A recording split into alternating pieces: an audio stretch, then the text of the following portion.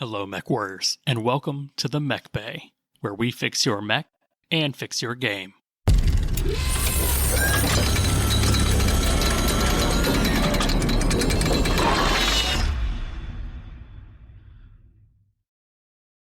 What's going on, Mech Warriors? I'm your host, Steve. I've got my co-host, Lore Master Denim. Howdy, howdy.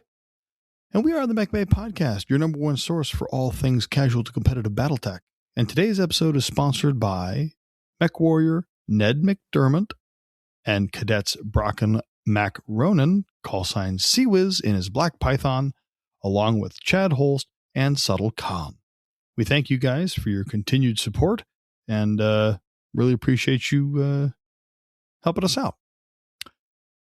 You may have noticed that Josh is not here today, and this is because Josh has locked himself in the supply closet, taking refuge from all those adoring fans pounding on the doors, asking for blue chips. The rare blue chip. So elusive, so secretive. A must-have for any true Mechbay podcast fan. Today, we're talking about campaigns. Welcome, class, to Campaign Running 101. That's right. It is episode 101. Oh my goodness, it is. Yeah, I was going to make some other joke. I like that one way better. This is episode 101. How to run a campaign. It's a class. How to run a campaign. It's rudimentary how we run our campaigns. I think this is going to be a great episode. Denim, you've done a lot of this. I've done quite a bit myself. But before we dive into it, let's get started with news, hobby progress, games played, and even a little bit of fan mail. Ooh. For news today, we have Silent Assets, a new book released by Daniel Eisenberner, and it should be out extremely soon if it's not out by the time this happens. It's been announced a little while ago. We have seen the release of both the Karita Ranger and Karita Command Lance, which is pretty exciting. Denim, I know you play a lot of Karita. Oh, I'm super excited about both of these. The Avatar alone is amazing. We've got multiple mechs with swords. I'm super happy, and we'll get into that in hobby progress. But I've got some problems in my office because of that. But I like both lances. I like the iconic mechs they picked out. I'm not too sure about the Panther because it looks so similar to the other Panther. They've done that a couple of times with some of the reposes, like the Morgan Kell Archer is just like a torso twist with an arm raised, and we got a couple different black checks that are minimally reposed. But I am glad they included the Panther in this box, because if you didn't, it would feel wrong. Well, yeah. I'm a little surprised they didn't have a Jenner. The Grand Dragon needed to be like, you needed to have a model for the Grand Dragon, but it does look really similar to the regular Dragon, like super similar. It's just like the weapon ports that are different. Sure. Well, we'll talk a little bit about that more in hobby progress for sure. Other news, we have Force Manual Mercenary is now available through CGL. I believe Fortress Miniatures and Games has them as well. I'm not sure if he has a pre-order set up. I have to look into it. I don't know if I'm going to get a copy of this. I know it's been looked at for a while. People have been kind of excited for it, but from what I've seen, it looks very similar to the previous Mercenary Handbook. Yeah, it's super similar to the Combat Manual series because they did a Mercenary one of those and a Karita one. And to be honest, a lot of it it feels like it's copy paste, like word for word, exactly what it was before. There are some new things. They have pushed the era forward a little bit. So if you don't have the Combat Manuals, yeah, you should pick it up. If you do, I mean, you know me, Steve. I'm going to have it on my bookshelf next to all of my other ones. So I'm definitely buying a hard copy. But that's because I got to catch it all. Yeah, personally, I'm kind of the opposite. I do not have a lot of the books. I don't have any of the era books. I don't have any of that stuff. I've got the rule books, a couple of fiction novels that I have been interested in, but a lot of the other stuff I pass on, mostly because lore's not my jam. Do you have the Spine Art books? I think I'm only missing Total War, or not Total War. I have that one. A Time of War. Time of War. Yes, that one. I think that's the only one I'm missing. That one doesn't have any Timberwolf on it. Correct. So if you're going to miss any of them, that's the one to miss. But I definitely have all of those. I like the spine art books. Yeah, it's pretty cool. You just got to make sure you put them back in the right order. Otherwise, they'll just be annoyed. Yep. Do that on purpose to throw people off their game. It works. Things to note about the Force Manual Mercenary. There was a slight hiccup with the digital release. I believe that has been repaired, and they should be available on CGL's website. So yes, if you're interested, go check it out. It's always nice to see new books coming out. At least, it means that the printers are still working.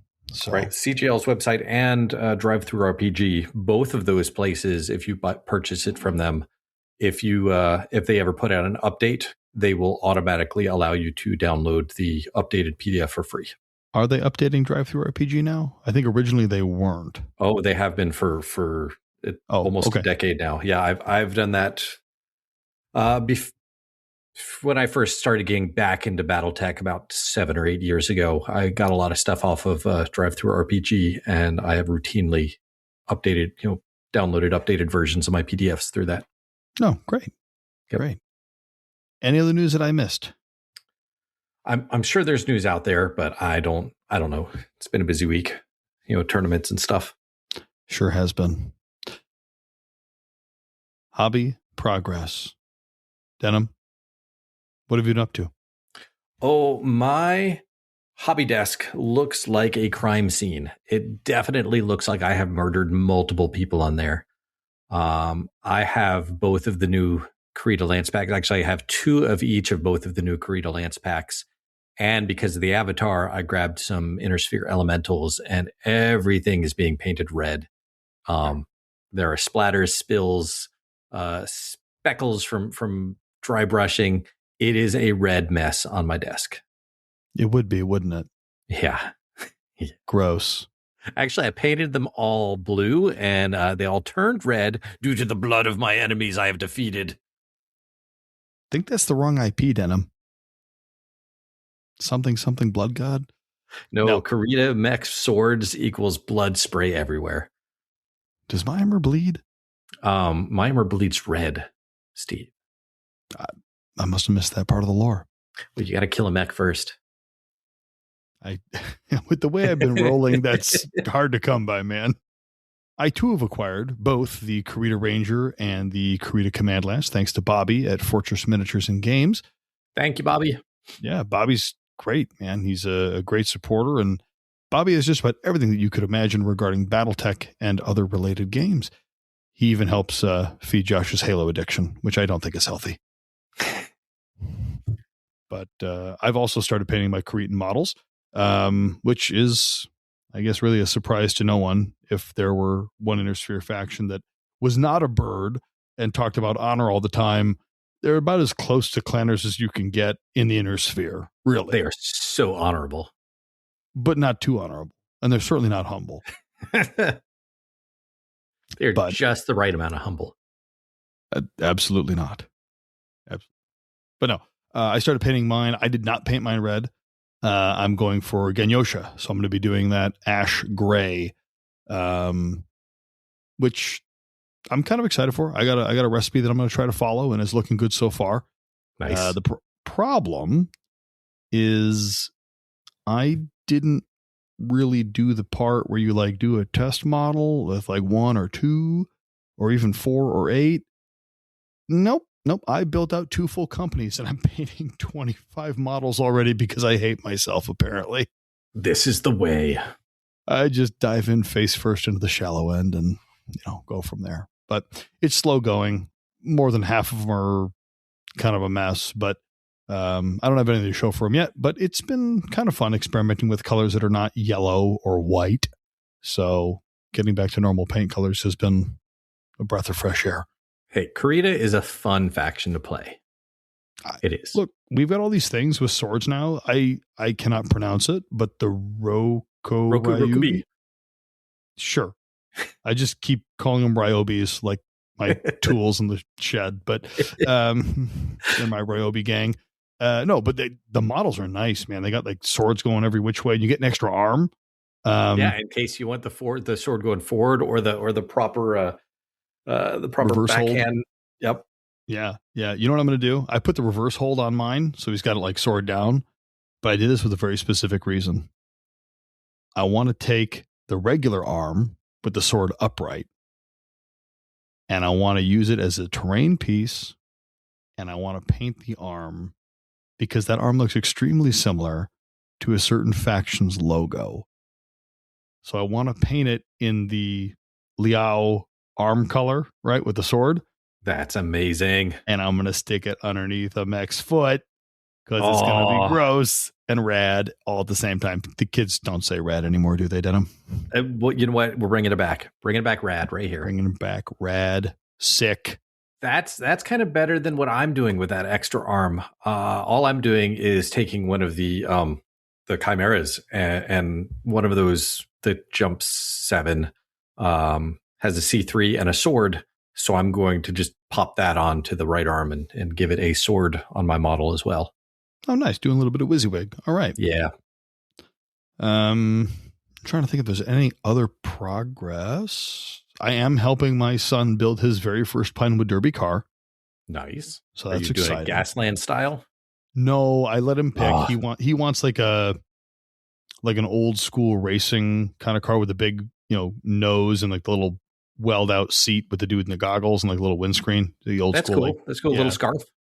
Yeah, exactly. That's the look he's going for. He showed me a picture of what he wanted it to be, and I've butchered it horribly because my skill saw skills are not great. But I am using the airbrush. He's supposed to be doing that. You're just supposed to be helping.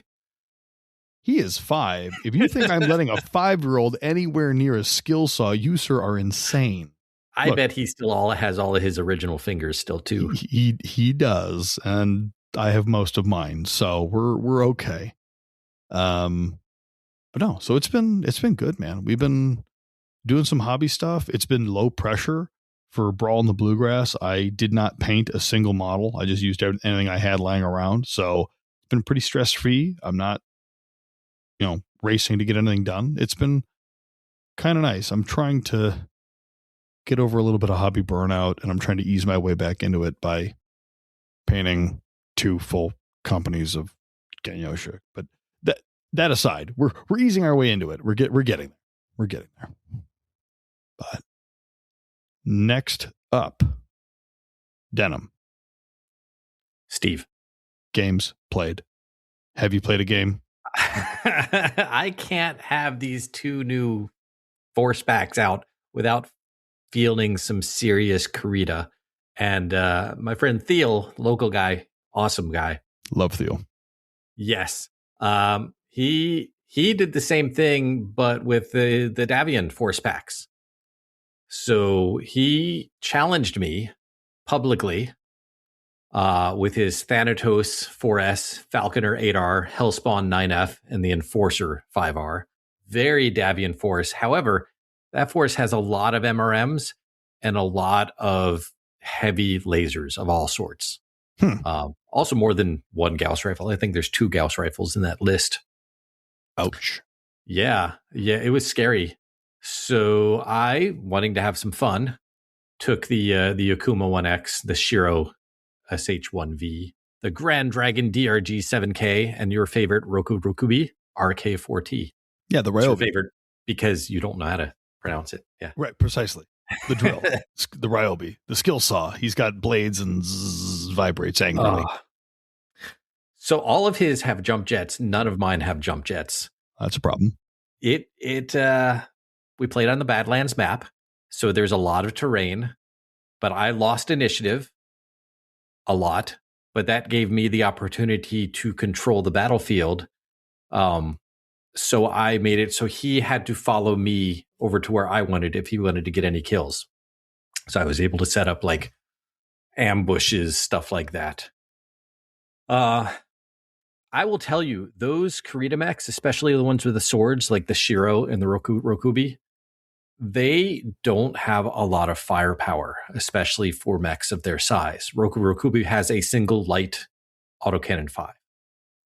I did put the proper ammo in there because it has 2 tons of ammo. So I have 1 ton of precision, 1 ton of armor piercing.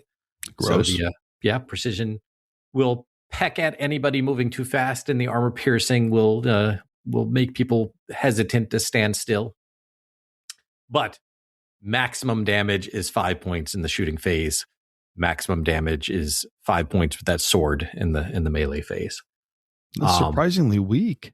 Yeah. The Shiro's got 4 LRM 10s and an LB2X. But they're clan LRMs, so no minimum range. That's something. Those two, though, the Shiro and the Rokubi, may not have a lot of firepower, but they both have hardened armor.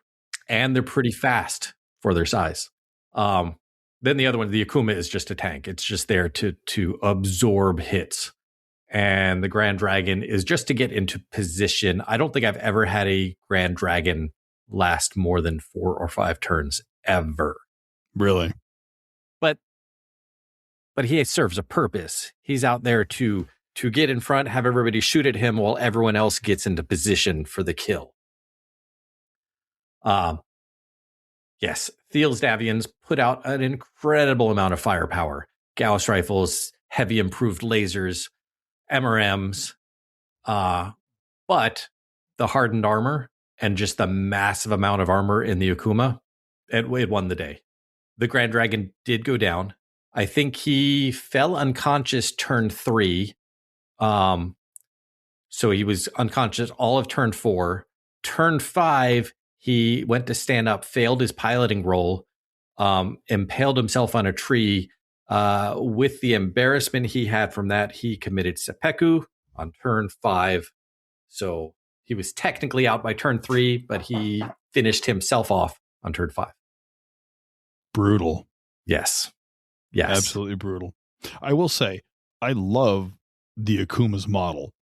Oh, yeah. It's got like the mask thing going on. It's got like a little Oni face. I think that's great. I'm really excited to paint mine. It was modeled after the Atlas, so it's Kreeda's budget Atlas, and it does its job. It has a lot of firepower, just like the Atlas. It's got max armor, just like the Atlas.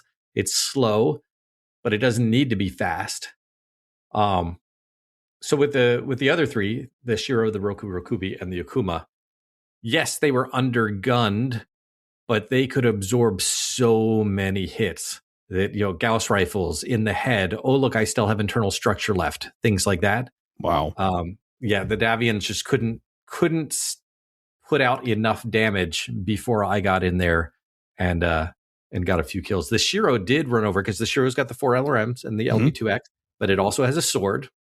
And it ran over and decapitated the Thanos when it fell to the ground. It attacked it while it was on the ground, sliced the head clean off. So Thanatos or the purple guy from Marvel? Both. Excellent. Okay. Both. Yes, the Thanatos, who is being piloted by Thanos. Don't confuse me. Well, I don't know. Denim, next time you paint a Thanatos, can you please paint one arm gold with a couple of different colored knuckles? For you, I will. Yes. That'd be great. I want a Thanatos with an Infinity Gauntlet. Thank you, Denim. Yes. Done. Consider done. Right. All that was left on his side was the Hellspawn, who tried to DFA my Akuma and was just obliterated by everything. That's a bold move. It was. Fantastic game. Kurita won. Thiel did admit to me later, because he is also a huge Kurita fan. He tried his hardest. He wanted it to be a big fight. He was secretly happy that Kurita won. I mean, Thiel's a very good player, so he may have lost on purpose, and you didn't realize it. He absolutely did not. We had that discussion, but he may have lied to you, Denim. He earned a chip, so good. That's good. He has a red Kurita colored chip. Excellent. Yes, excellent. But you, any games? Got a couple. We played a campaign day at my local shop, which went relatively well. I can talk about that a little more later when we talk about our, our campaign stuff, right? Uh-huh. But I did have possibly one of the best Fridays I've had in a very long time. Work has been kind of keeping me down and been really stressed out recently, but my son had his first field trip for school, which was very exciting.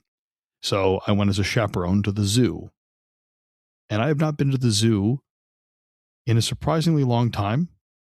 And it was very exciting. Steve, how does this relate to Battletech? Well, after the zoo, we came home because I was a chaperone, so we didn't have to get on the bus. I could just take him back to the house.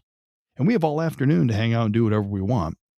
And he's like, Dad, can we play Battletech? And I'm like, Ooh. Absolutely. What does he want? Brownie points. Probably. He got an extra helping of dessert. Yeah, absolutely.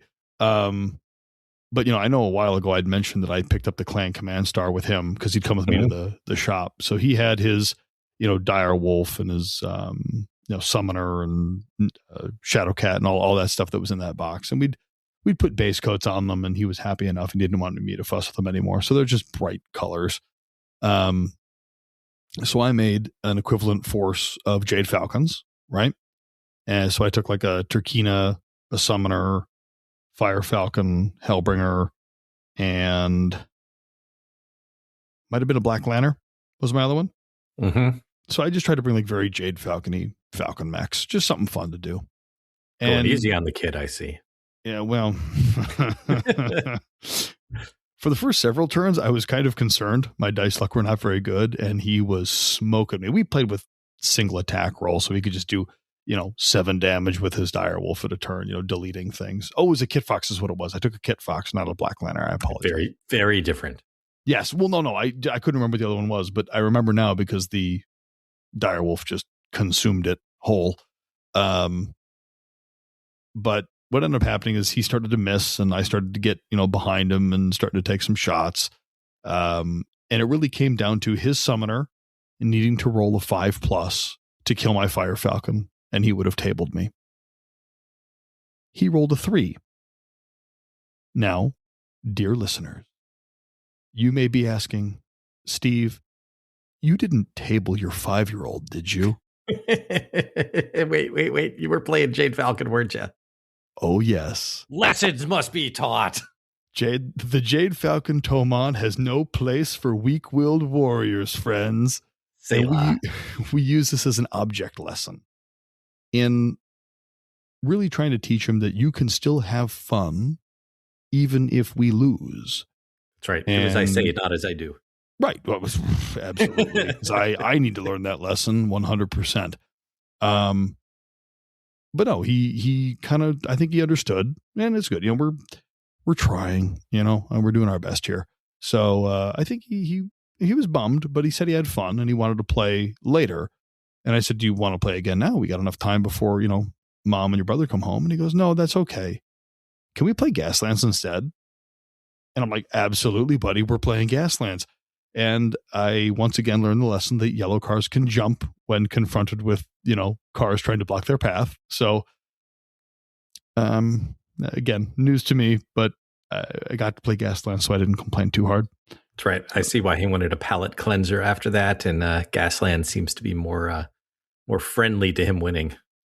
Well, when your yellow cars can jump over obstacles, yes, that's a... Yeah. Wait till he learns about the yellow mechs. But no, that was a great Friday. I got to go to the zoo. I got to play Battletech. I got to teach my child a lesson. And we got to play Gaslands. Oh, that was a... Did you get to pet the rhinoceros at the zoo? No. I highly recommend it. Do you know how hard it is to chase 3 children, 2 of which are not yours, around the zoo and make sure that everybody comes home with all their fingers? Yeah, I used to do that for school kids, for my kids all the time at school. I was the chaperone all the kids wanted because I would pay the little extra money to let them go into the petting parts or whatever it was that took extra money, and the other parents would be like, no, we're not doing that. I'd be like, everyone go. So they all loved me. That's awesome. That's awesome. Yeah, no, I was I was a slave driver on that trip. I'm the one who's like, you get off the railing. You come over here. Everyone stay together. These are the rules. No running. Sit down. And the children I was in control of were well behaved. Watch what happens when Jacob falls in the lion pit. Go, Jacob.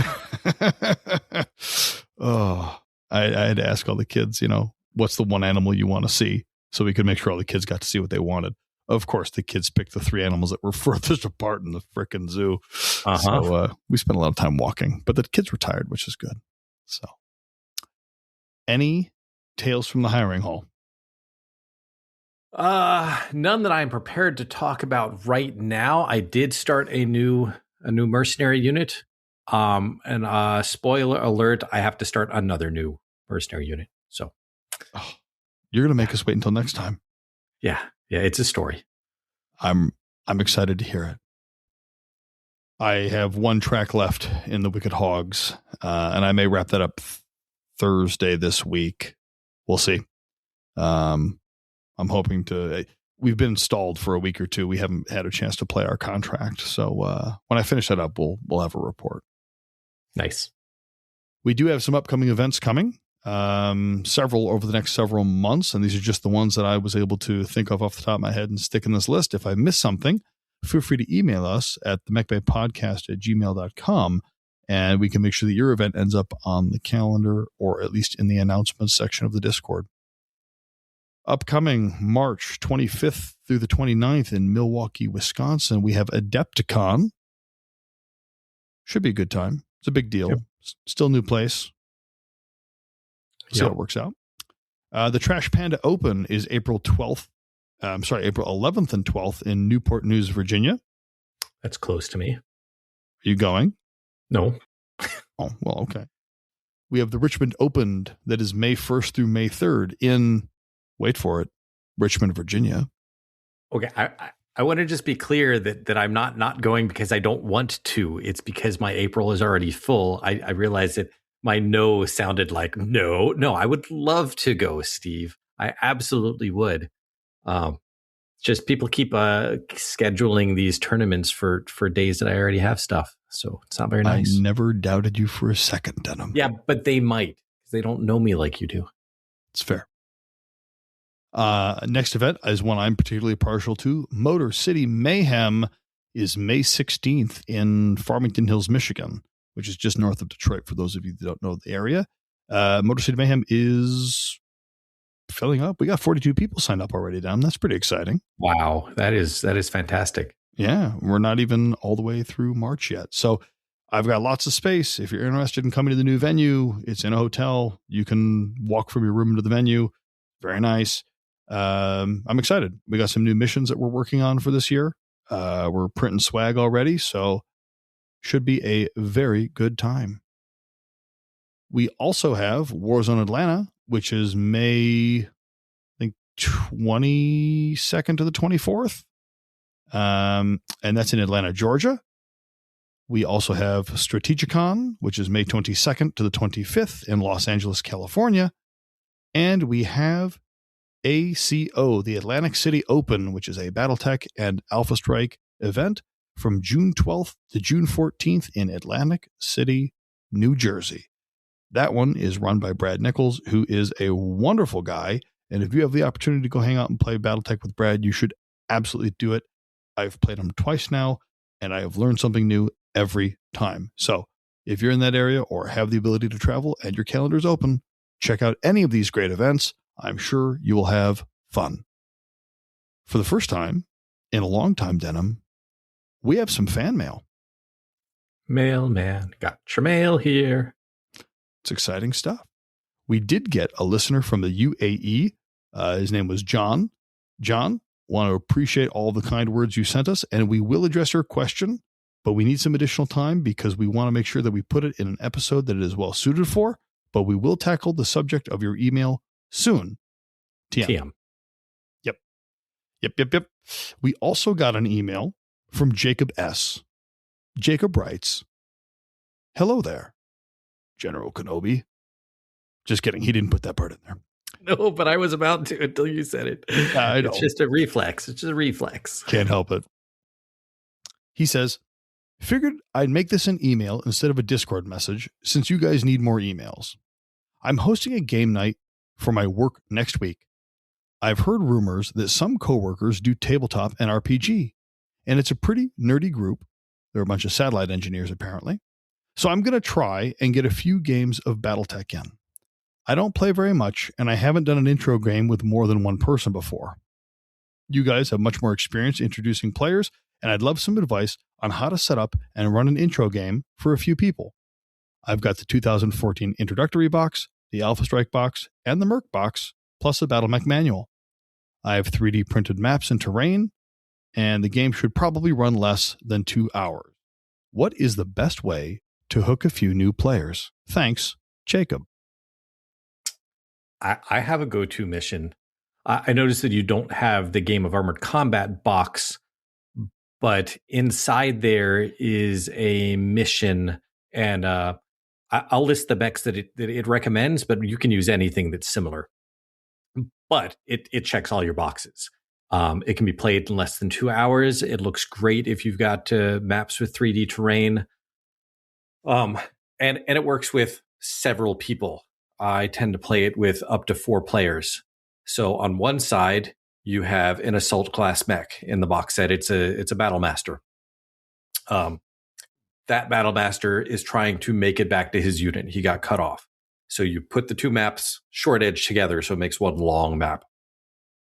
So that guy starts at one end of the map, and his objective is just to walk all the way over. He doesn't have to walk. He can run if he wants, and get off of the other edge. The other mechs in the box that are coming after you, those would be the Locust, the Wolverine, and the Commando. So you can have up to 4 players in this one. It's really good about teaching the differences between lights, mediums, and assaults.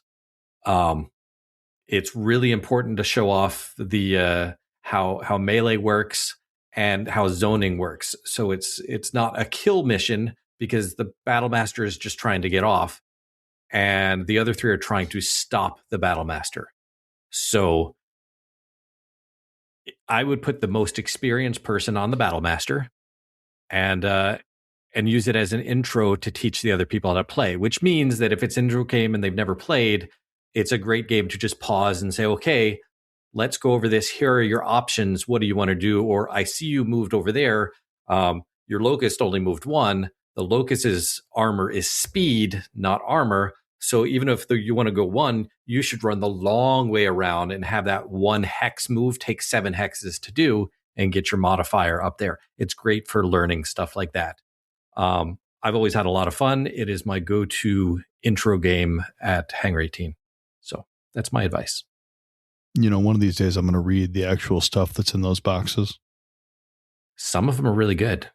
Yeah, I just pull the plastic out and I should probably start reading that stuff. But no, that's a great option, Denim. And you know, Jacob, if you were to ask me, I normally recommend like a 2-on-2 style game. I'd recommend using mostly mediums if you don't want to do Denim's game idea. I'm sure by the time this gets out there, your event will have come and gone, and I hope that the email response we sent earlier helps you. But this is, you know, another option for the next time you and your coworkers get together. But normally when I do intro games, I do maybe, you know, 2-on-2, maybe both mediums. Try to give them no case. Try to make them explosive, right? Have something exciting happen.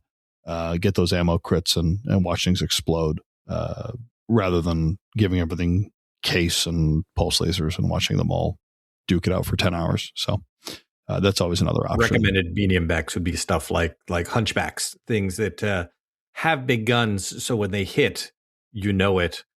And so it makes for an exciting and short game, which is good because if they like it, then they can take the other mechs that can take more punishment later on. But yeah, nothing gets a person hooked faster than getting kills. Yeah, I agree. Jacob, I hope that information is helpful to you, and I'd love for you to write in and tell us how it went. With that said, we're going to take a short break here, and we'll come back with our main subject, how to run campaigns.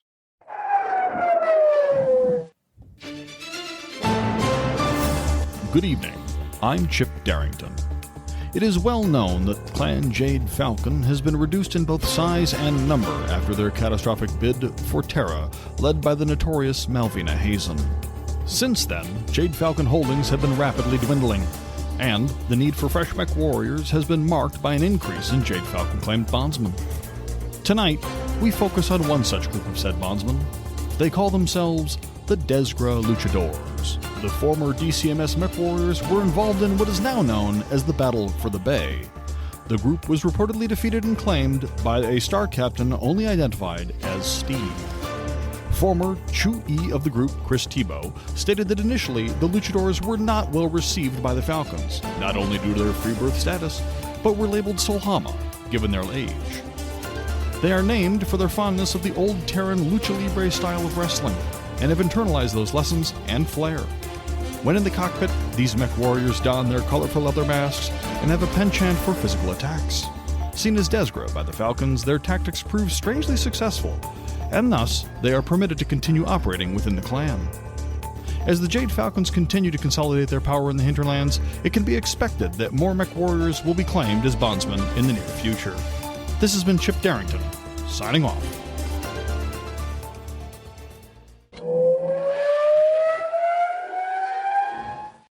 Welcome back, class, to Campaign Day 101. We're going to cover what to do when you want to run your own campaign. Now, we did already cover campaign operations in episode 21, and again, chaos campaigns in episode 61. So we are back after another 40 episodes to take another look about how we run our campaigns. Denim, you've had a very long-running, very successful campaign. You run out of Hangar 18, and I've had, not to toot my own horn, some success in my own local game shop. Yeah, but it's going to get better because, as we'll touch on, I've been doing my campaign. I think I'm on year 7 now, and we'll explain why that matters later. But yours is doing fantastic for how long you've been doing it. Yeah, I'm very pleased. Technically running about 3-ish years. I had a kid somewhere in the middle of that, so things got slowed down a little bit. It does slow things down. Yeah, it's amazing how busy your life gets when you've got 2 children running around. But we did this episode, because it was funny to do one every 40 episodes, and we felt like we had to. Dude, the 101 is just perfect. Just icing on the cake. I thought so. I thought it was fitting. So, not to mention that people have also been asking for quite a while. We get quite a few questions on Denim, how do you do your campaign? Or Steve, you were running an Alpha Strike one. What do you do? What's your rule set? How do we emulate what you guys do that you talk about on the podcast so much? And we thought we finally had enough stuff to really do a decent episode about, what are the 5 top things you're going to need for running your own campaign and how to go about doing that to hopefully have the most success possible. We should start off by saying that there are many, many different ways to do campaigns. You can do, campaign operations. You can do chaos campaigns like we talked about in those other episodes. You can do whatever you like and whatever your players enjoy. Just because we talk about what we think works well for us and our local groups does not mean that it will be a perfect fit for you. So don't feel obligated to copy everything we do. You are welcome to take bits and pieces of whatever works for us and form it and mold it into something that your group will enjoy. Exactly, because you could absolutely do a whole different direction, like RPG campaigns, stuff with Destiny in a time of war. And these are not the campaigns we're going to be talking about today. We are specifically going to be going over just tabletop-based mech action type of campaigns. There will be some persistence in them, but it's not like D&D roll the dice type of campaign. Right. And I guess we should probably double back to the very beginning. And how did we get started in our campaign settings and what worked for us? So, Denim, how did you start all this 7 years ago? Right. I didn't have anyone to play Battletech with, but I really, really enjoyed it. This was even before the new Game of Armored Combat box set came out. But I had gone to Dragon Con, and I still saw they had Battletech there. They had this group called the CDT, the Catalyst Demo Team, and I was intrigued by what they did. And then I'd gone to a store, and they had some interest in Battletech. Like, I found a store, Hangar 18, actually had Battletech on the shelves. So I wanted to make it something more legitimate, something more permanent. So I asked the owner if he minded if I ran some games. I wanted to lend some legitimacy to it, so I became a CDT agent. You do not have to. That is not a step that you have to do for this. But I did that so that he could say that he had a CDT agent at his store. And then I started looking for inspiration to do more than just pickup games, because we'd played some pickup games and people wanted more. They wanted to talk about the stories of their pilots, but since their pilots changed every game, they didn't have that persistence. And since there wasn't really anything out there that took you, there were books out there that gave you tools, like the campaign operations book, but none of them walked through and said, okay, here is step 1, here is step 2, here is step 3. It's more like, here's the toolbox, just go figure it out. You'll be fine. So I started figuring it out. That old adage, fake it till you make it. So I just did things that were interesting to me. And in the end, it worked out. And we'll go through a little bit more in detail how that happened. How about you? What got you started into that? So similarly, right, we had been doing quite a few pickup games locally. I had a decent group of people that had started, right? I mean, we were getting people for games pretty much every other Friday is when we like to play. And, you know, we had wanted something that was a little, like you said, a little more, right? I mean, it's fun to smash robots together and blow things up. But at the end of the day, you know, a lot of us at our local shop, we did play a lot of Dungeons and Dragons. We did play a lot of other role-playing games. And we wanted something to tie these episodes together, right? We could have the same pilots fight week to week to week. And I had looked into chaos campaigns and I didn't like the feel of it at all. So I had wanted to do something in Alpha Strike because that's what I was more comfortable with at the time. And I reached out to Ed Stevens, or Metal Ed, right? He's been doing a lot of playtesting and work on everything. Ed's a great guy. He is a fantastic guy. Very knowledgeable. Love Ed. So Ed, thank you for kind of giving me some basic framework to work off of. And I made quite a few changes to Ed's, you know, structure, what he had been running locally, because I wanted to simplify it a little bit and make it a little bit more digestible for the local group. So we ran several missions for Alpha Strike. And I discovered very quickly how much work it was to get things ready from month to month. And eventually, you know, I had a second kid and that kind of put a slow on that for a while. And then when the kids got older, I decided we were going to pick it back up. And I asked everybody, hey, would you rather play Alpha Strike or would you rather shift over to Classic? And while there were some holdouts, most people voted to move over to Classic because I feel like you get a little bit more of a simulation feel. You get a little bit more granular play with Classic, which lends itself better to more narrative storytelling rather than, well, you lost 4 pips of armor and now you're crippled. It's you've lost a large laser. You've lost, you know, a leg actuator and now you're hobbling off the battlefield, right? You don't quite have the same granularity in Alpha Strike. Right. So for that, I would say that Classic Battletech is you tell stories about the pilots.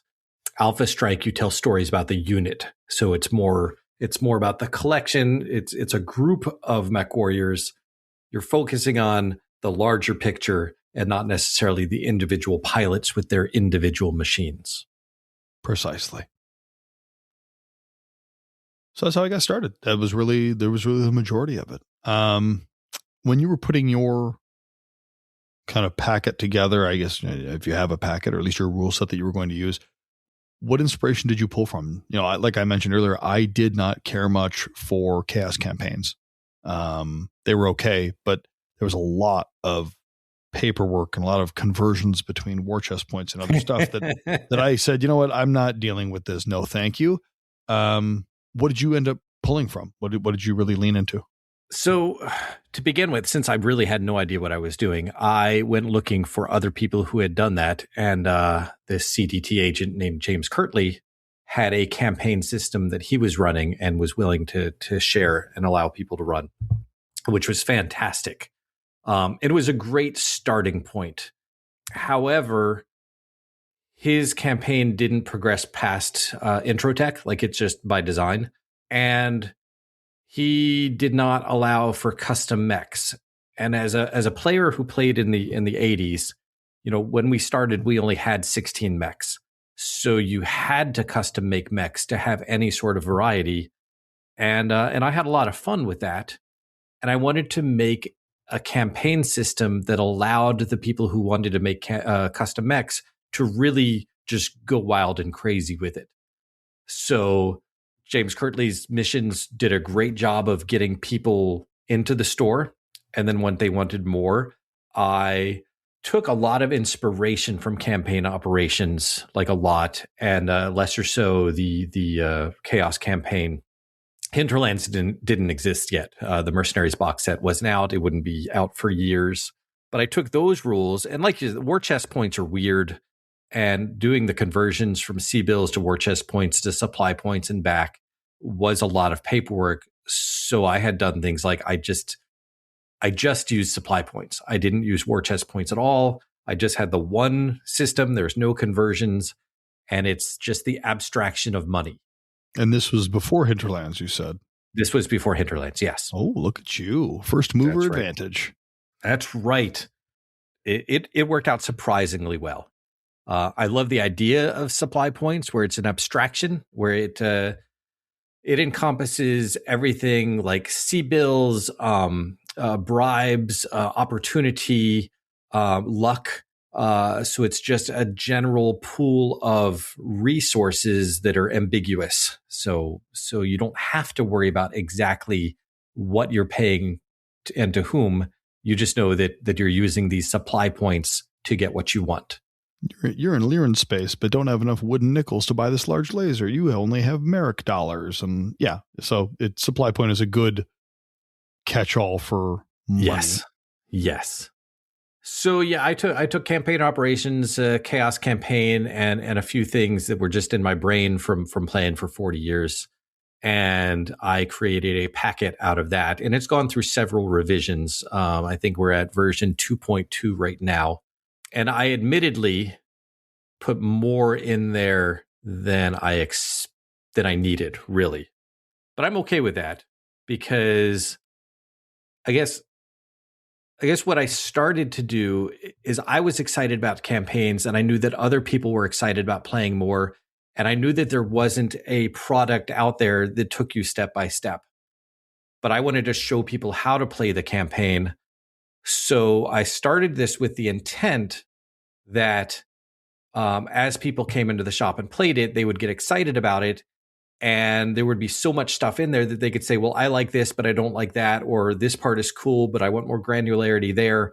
And they would find like-minded people at the tables who agree with them. And then they would break off into permanent groups where they would just run their own campaigns, whether it be at the store or at their houses, where they would just come to my campaign day to learn about campaigns and then break off and go do their own thing. Now, Denham. That is not what happened. Of course not. You have to know that the vast majority of people are lazy. They are. And they will simply show up and play with your hard work to design the mission, with your hard work to come up with the story, and your hard work to do all the running and the providing of mechs and maps and tables and terrain, and they'll just play. Why would they have to do all that work when you're willing to do it for them? You are not wrong. You're not wrong at all. Because we started with 3 players, and 7 years later, we have 3 time slots with 4 tables for each time slot and approximately 60 people who come every month for this campaign. We even have makeup games at a different store for people who can't make that date or that location. Wow. And we have other people in 3 different states who are using my rule set to run their own campaigns at their own stores. So they're using my rules and my missions and just running them. And I'm happy to say that all of the supply points are, it all works together. So if somebody from Tennessee brings their character over to my game, they can pop in seamlessly. See, Denham, working as intended. Other people are taking your system but you still have 60 players because no one locally wants to do that. So that is true. That is working mostly as intended, we'll say. Do we just want to dive straight into the things that players need to know to run their own campaign, or is there anything else we should cover before we get into it?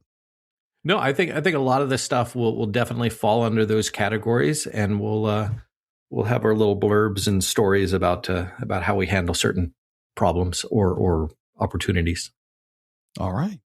Well, class, get your notebooks, take good notes, and if you need to, this lecture will be recorded, and you can listen to it as many times as you need. We're going to address now.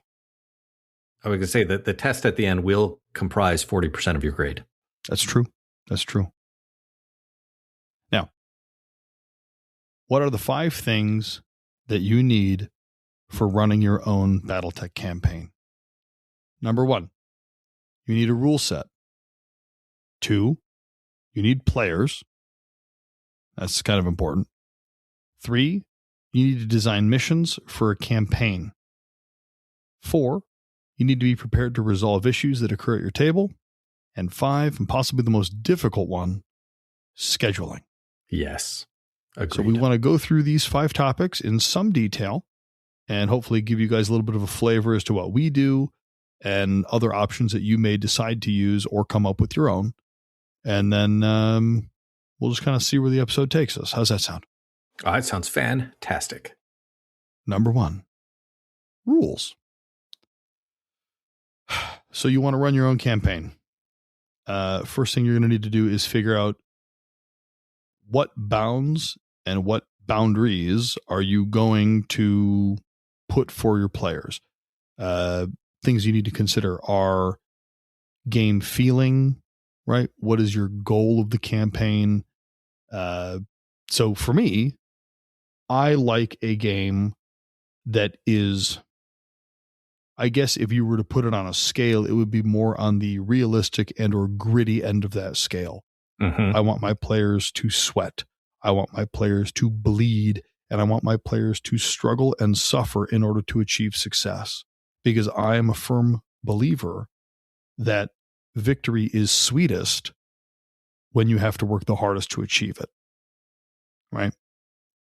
Does that frustrate my players? Sometimes. But by the same token, I work exceedingly hard to make sure my missions are more or less fair and that the players are duly compensated for the problems I put in their path, right? Denim, I know you have a different kind of philosophy when it comes to game feel. I do. And part of that is because of how many people are there and the fact that my campaigns have multiple tables. And so it's a drop in, drop out campaign. You may not be playing with the same people you played with last month. So it's very hard to coordinate, who is bringing which mech all the time. And to counter that, I make the feeling in my game more like my players are the heroes of their own story. So I want them to be challenged, but in the end, they are the heroes. Even getting a cockpit crit, having your cockpit shut out, they always make their ejection roll. They might be in the hospital for a while, but they're never completely dead. And they're allowed to have multiple mechs and multiple pilots, but they're only allowed to bring one of each per game. So they do get to pick and choose. While one's in the hospital, they can bring in their second string Mechwarrior. So there's no fear of death in Denim Land. That's true. Early on when I started doing it, we had quite a few people who would die to headshots in the first turn or two. And then they just sat there for 3 hours and watched everyone else play. I don't want that to happen until at least turn 5 or 6. So I make sure that everybody starts the game with an edge, and I warn them that is there to protect their pilots, not necessarily to get those early hits in on the Op 4. I do challenge them, like I said, and I do scare them, and I am not afraid to take out mechs or Mechwarriors. I just don't make it permanent for these drop-in, drop-out campaigns. It's very hard to do that level of persistence when I don't know who's going to be at which table every month. So, well, maybe we'll dive in a little bit more into that in a few minutes. But let's cover what kind of options exist out there for rules for people who may want to be running their own. So we mentioned previously that there is campaign ops. There is also the chaos campaign. Nowadays, you have the Hinterlands rule set, which is what my campaign is based on. Right. And that goes with the Mercenaries box set. Like that's the core box for that. Correct. Now, I have heavily modified the Hinterlands rulebook / Mercenaries box set for my own table's use, just for simplicity and ease. I use that mainly because I'm trying to tell a consistent story with my players. And in my local group, I have an announcement channel that I simply just post updates for, in-universe updates for what's going on with them. They're all part of a group called the Motor City Mechwarriors. They all run their own little companies. It's almost like Lone Wolves type thing, right? There's like one group, but they're all consisting of smaller units within the larger whole, right? Yeah. And they all keep track of their own SP. And I pick the contracts. I tell them what they're going to get paid per mission. I tell them how many BSPs they get. I tell them what, salvage rules are and, what repair costs are covered. And then I give them a mission, and then they get to decide what mechs they want to bring. I give them a point value for the mission per table, and they have to decide amongst themselves. We're getting about 18 to 20 people. So I'm running between 3 and 4 tables, when I do my campaign nights. And, we let people kind of like, you have 8,000 BV for this table. You get 32 BSPs, figure it out between you. So if you want to bring an Atlas, somebody else has to bring something way smaller. So they got to work it out between themselves. Hindsight, I really wish I had done that. You can always start over, Denim. Pull the plug. Pull the plug, man. I could. But what that does is that allows people to get a small stable of mechs. I have a maximum of 1 edge per player. Mm-hmm. They can buy more edge using their SP in between missions. And if it is extremely important that they have an edge and they need it right then and there, we play in a bar. They can go buy me a gin and tonic and they can get an edge. And this is how I have great Friday evenings. Yeah. I like that a lot. I'm not above bribery sometimes, but no. So I think the Hinterlands, an adapted Hinterlands campaign works very well for that type of campaign. And then the players just show up. All they have to do is bring their mechs. I have the mission set out. I have the op fours laid out. I have the terrain set up, and they just play the mission. And then they earn SP based on what they accomplished during the mission. Now, we can talk about this a little later when we talk about missions, but something that I've started doing that has been very fun, Denim, is I have one overall operation that the players are playing, but sometimes different maps have different objectives that will affect other players' maps. So if there is a base that they're charging into, they have turrets on the outside of the base. If table 1 can blow up the generator that's on that table, it will shut off the turrets on table 2. Right? That's amazing. I like that a lot. So all the players are working towards the same objective, but table 1's goal is not blow up the generator. Table's 1 mission is escort some truck somewhere. But if they do the secondary objective and blow up the thing, it's going to make table 2's job way easier.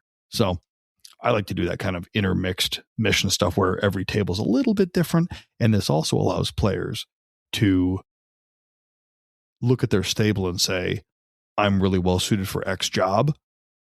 I'm going to go on that table because that's the mission for that table, right? Versus, I'm in an Atlas. I should not be doing the escort mission. I'm not fast enough to keep up with the transport or whatever. You know what I mean? Yeah, that makes sense. Because I also have, like, with the multiple tables, I give them all the exact same mission, but we do have, because I don't have BV limits, which is another thing that, hindsight, I absolutely probably should have done. So you have, my table is the beginner's table. That's for people who've got a mech that's like less than 3,000 BV, including their pilot gunnery skills and no crazy tech. So, or who have not played ever or have played very little, or it's like their first 3 campaign games. So they will sit at my table, very friendly table, much more relaxed. And I allow things like, I didn't know that's how that rule worked. Can I take that back? And I'm like, absolutely. Let's go back. Let me erase that. And then let's just go and start again. And this is how that works. The race? You're not playing with Penn? No, not at that table. And then we've got like the medium tables, and then we've got the advanced table, and that's the people who've got like mechs whose individual mechs are in the 8,000 plus BV range, and the game master on that table, they're allowed to go like wild and crazy and just have all sorts of fun. So we have different tables, and you go to whichever table. It's basically what kind of challenge you want. Sure. Well, that sounds nice. It gives players a choice, right? How hard do they want to work that day? It's interesting to hear that you say that you don't do, or rather they pay for pilot upgrades.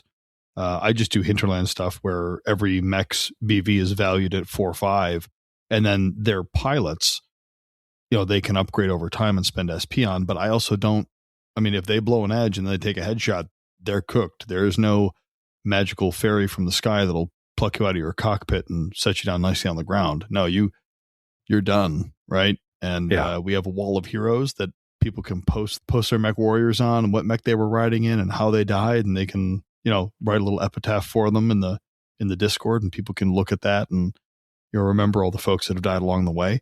That is, again, super cool, and I love that. One of the issues with me not doing that way is because, again, hinterlands didn't exist yet. I also, unlike James Kirtley, which again, his missions are fantastic, and if anyone's looking for just a quick, easy thing, they should absolutely check him out. But I wanted to have a system that if people went off and did their own campaign game, they could say, oh, hey, what books do you use? And my answer isn't, well, I made this part up, and then I made that part up, and then we changed all these rules over here, and then we modified this. So it's really difficult to tell you. I wanted to make a system that worked well, that I could say, here are the 3 books you need, done. Like everything that I do are in these books. And you just have to like read this chapter, that chapter, and those 2 chapters, and you're good to go. So that did put some limitations on some of the things I was willing to do for it. Okay. So just to do a quick recap here, right? But I don't want to move on yet, but I just want to make sure we're summarizing, because I feel like we've covered quite a bit of ground. We've talked about what you've done, I've done, but we really haven't talked about like rule sets. So we mentioned, right, campaign ops, chaos campaigns, hinterlands. I think Mercenaries Handbook has some stuff as well. Pick, if I were to tell new people who wanted to do this, pick your basis, right? Pick your seed, and then tack on whatever auxiliary things you'd like. For me, we do not use SPAs. Right? This is something that you need to decide whether you want SPAs in your game. Yes. Do you want edge in your game? Do you want permadeath in your game? These are all plug and play options you can kind of flick on and off. What optional rules do you want to use? Right? We have a short list of optional rules we always use. We use, walk backwards up and down hills. We do tax. We do enhanced flamers. Yep, enhanced flamers is key. We do sometimes. I think we do careful stand, but not always. Right. The one rule that I insist that everybody play with, they're not always happy about it, but I insist we play with stack poles, or whatever, advanced engine explosions or something like that. Whatever the technical rule is, they're called stack poles, and we use those too. The house rule is that if a table has a stack pole happen at their table, they'll have to go to the bar and get a shot of Fireball.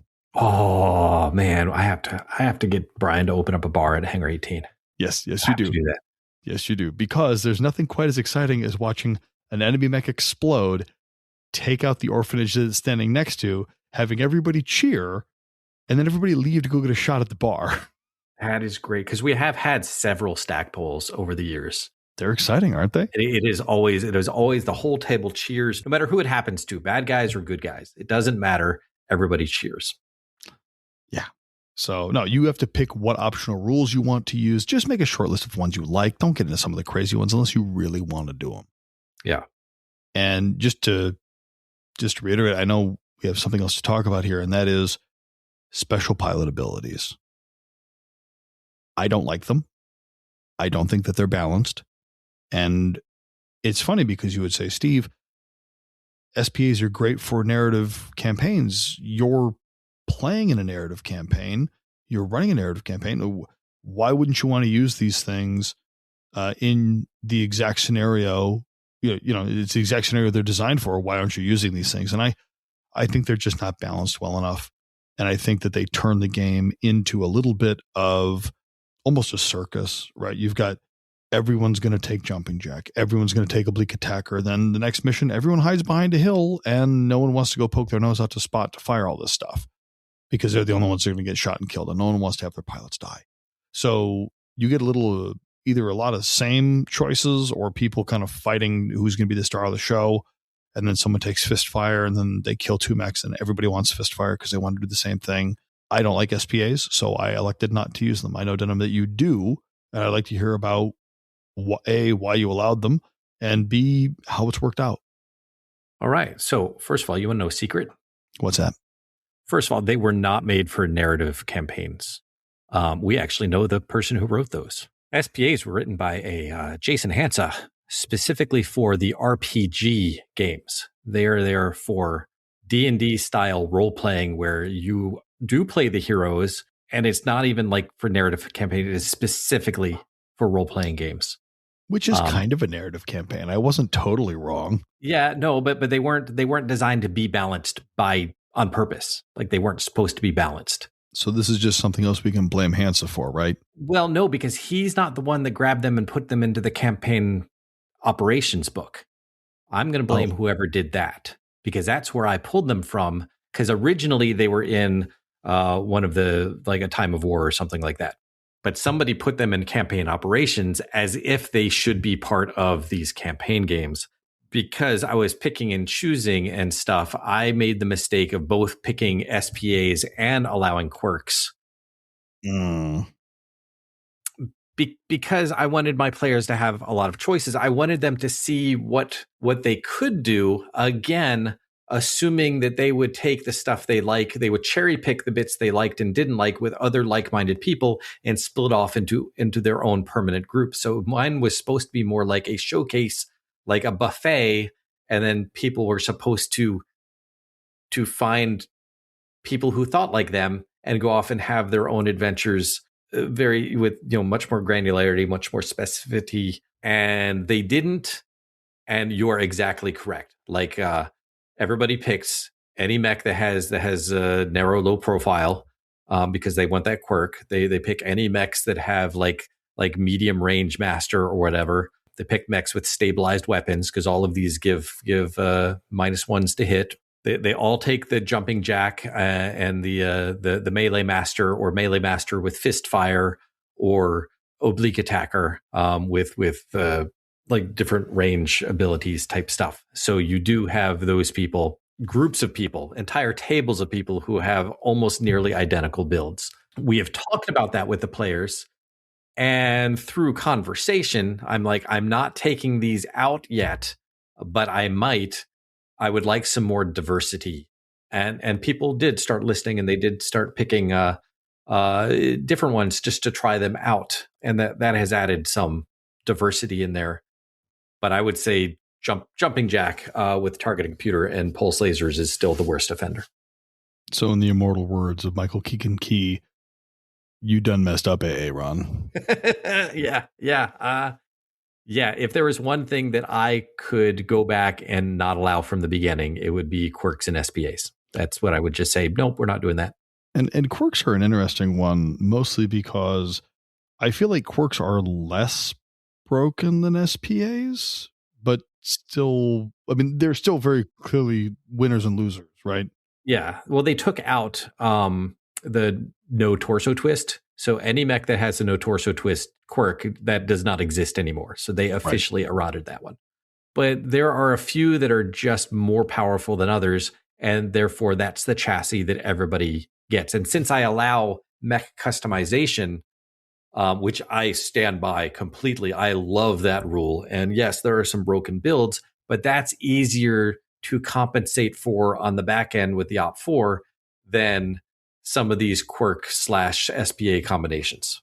Yeah, customs is something that I am working on broaching with my local group. I've been asked several times, can I modify this? Can I change a variant? Can I do this? And I said, look, I got to figure out a way to balance this cost-wise at our tables based on how much you're earning versus on, what the coffers look like, because I don't want everybody running out and slapping pulse lasers all over everything, right? Yeah, it's going to happen.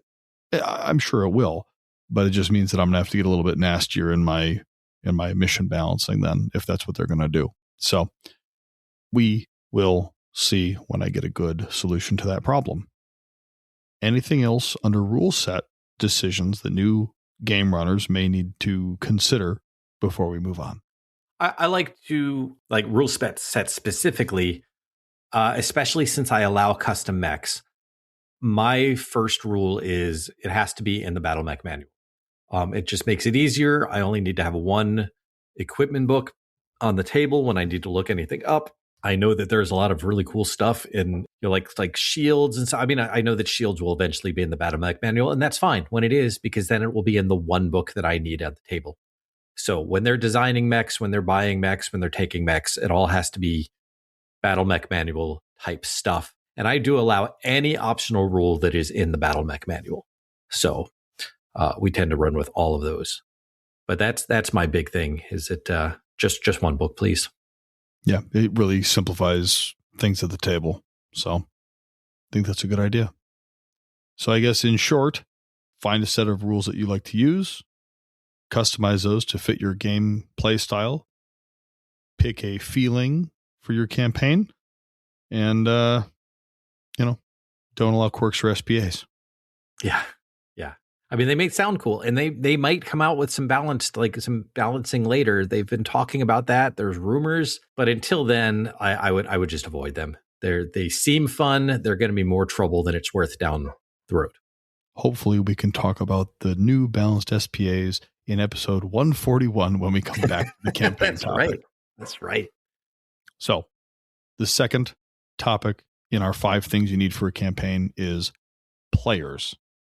Yep. Literally the reason why I started doing it is because I like Battletech and I couldn't find anyone to play with. That's it. You need to find these players. You need to dig up the rocks in the garden and get them out from underneath their hidey holes. And then we need to talk about how many work for you, right? How many is too many? So, I think the big thing is going to be putting word out there, right? Put up a sign in your local game shop. Yes. Be present. Talk to the people that you normally play with and just float the idea. See if you can sell them on it. Ask them if they want a little bit more out of their Battletech experience, right? And obviously, when you finally get your players, you're going to have an open discussion with them. Say, this is the rule set that I had selected, and this is what I was thinking of doing. This is the vibe I want to go for, either a gritty or a heroic type game mode. Would they be interested? And you may want to run a very bright and happy, look at us, we're all the big heroes, we can never do anything wrong, nothing bad can ever happen to us type of game. And your players may say, look, this isn't my speed. I want something more realistic. I want something more dark. I want something that's going to make me struggle to win. And that may make you either change some of the rule sets that you have selected, or you're going to lose some players and you need to decide which of those options you're happier with. Yeah. Again, that was a big thing of mine where I just wanted to present them with options, assuming that they would decide what they like and break off. I didn't ask them a lot of questions. I more just said, here is the campaign we're running. Feel free to take what you like and go play somewhere else whenever you want. And their response to that was, no, we're fine. So, don't tweak and modify your rule system trying to make everybody happy. You're not going to make, especially as you get more players, you're not going to be able to make everybody happy. A lot of people will come over and say, hey, I've got a great idea. What if we do this? Or can we allow this? And I'm not going to say, tell them no, but I'm not going to say, agree to everything either. You should say, let me think about that. And you give it a week or two and you actually think about how that would react in your campaign before just adding it in. Because some of those things seem like a good idea to begin with, but then you have to think, how can this be abused? How can people take advantage of this? If I wanted to be very disruptive, how would I use this to do so? And sometimes you're just like, it's not worth the trouble. Yeah. So one of the things that we had in our local campaign is there was a mission, and I admittedly botched the balance. I gave the enemies like maybe 4, 6 too many turrets on their side of the map, but we're not counting those. But at the end of the day, they were the BSP turrets, right?